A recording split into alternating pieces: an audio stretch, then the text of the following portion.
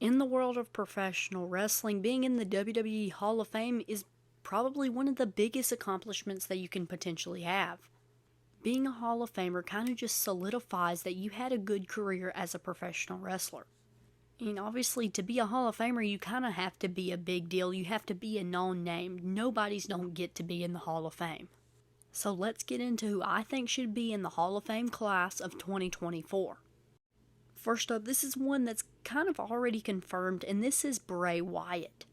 Of course, with the passing of Bray Wyatt, why not go ahead and celebrate his career right after he passes away?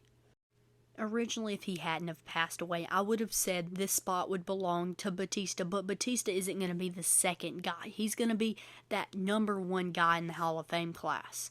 But Batista would definitely end up being in the Hall of Fame eventually, probably next year. But for this year, I do think inductee number one is Bray Wyatt. I think everyone can agree that he deserves it. He had some great moments in WWE with the Wyatt family, being a world champion. So yeah, Bray Wyatt. Next up, we got somebody that I truly think deserves it, and this is Bam Bam Bigelow. In my opinion, Bam Bam Bigelow was just such a great worker. He's one of my favorite big guy wrestlers of all time. I think he was just so impressive for what he could do at a guy his size. He has some nice accomplishments under his belt, and I really think he deserves this Hall of Fame spot.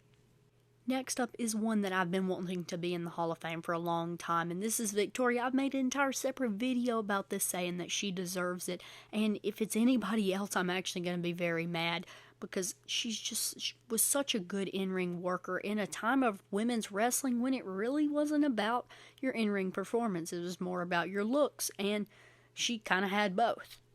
She was women's champion, went on to have a phenomenal career in TNA, so she is so well deserving of this title. And there was some people saying some other things like Gail Kim and a few others, but nobody deserves it more than Victoria.